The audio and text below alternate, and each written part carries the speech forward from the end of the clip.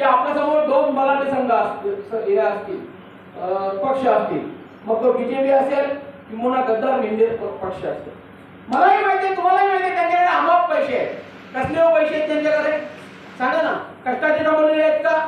हे निव्वळ आपण आपल्या बाळासाहेबांनी असे टपरीवाल्यांना, रिक्षावाल्यांना आमदार बनवलं, मंत्री बनवलं ना, त्यामुळे हा काळा धंदा आहे, काळा पैसा आहे.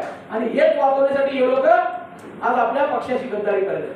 तुम्ही जर बघितलं असेल, त्यावेळेला उद्धव साहेब मुख्यमंत्री होते, 2.5 वर्ष मुख्यमंत्री होते. 2.5 वर्षाच्या कालावधीत जर तुम्ही बघितलं असेल, अनेक चक्रीवादळं आली, अनेक पावसाने आपल्या शेतकऱ्यांना नुकसान करण्याचा प्रयत्न केला. नवे तर कोरोनासारखा महाभयानक आजार आला, परंतु आपले पक्षप्रमुख डगमगले नाही. आज जर तुम्ही बघितलं असेल, पक्षप्रमुख मुख्यमंत्री म्हणून काम करत असताना ज्या वेळेला कोरोनासारखा महाभयंकर आजार ज्या वेळेला आला होता, अख्ख्या महाराष्ट्राचेच नाही तर पूर्ण केंद्राचे म्हणजे पूर्ण देशाचं लक्ष आपल्या मुंबईसारख्या धारावी नगरीकडे होता. उद्धव साहेबांनी चांगलं नियोजन केला. धारावी सारखी नगरी करोनामुक्त करण्याचा प्रयत्न केला, नंतर मग पूर्ण महाराष्ट्र करोनामुक्त करण्याचा प्रयत्न केला.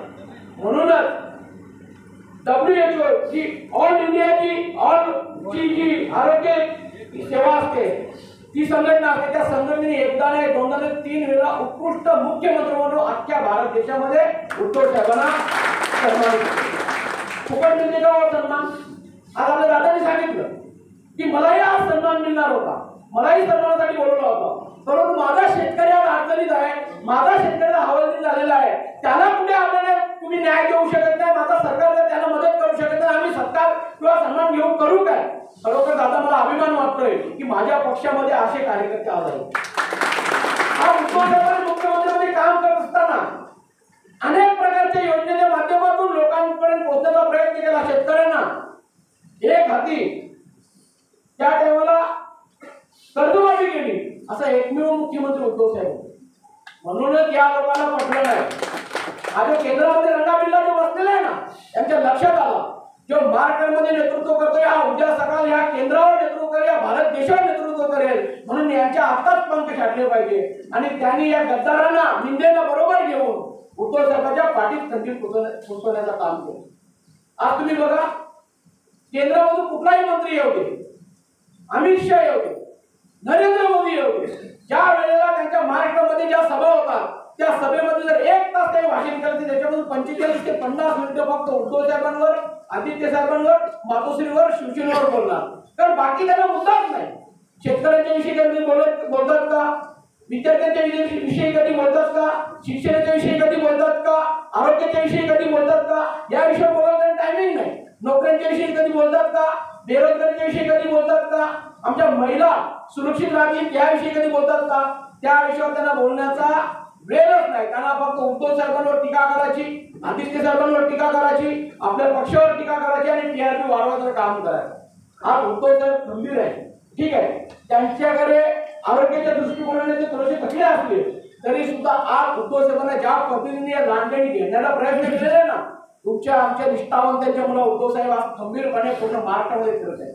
आज तुम्ही शेतकऱ्यांची जर मुलाखत घ्यायला गेले तर आजही मला शेतकरी सांगतोय की आम्हाला पुन्हा एकदा या महाराष्ट्रामध्ये मुख्यमंत्री उद्धव साहेब बघायचे आहेत. म्हणून आज माझा शेतकरी ज्या पद्धतीने या सरकारकडे मागणी मागणी करत नाही, तर त्यांना माहिती आहे फसवा सरकार.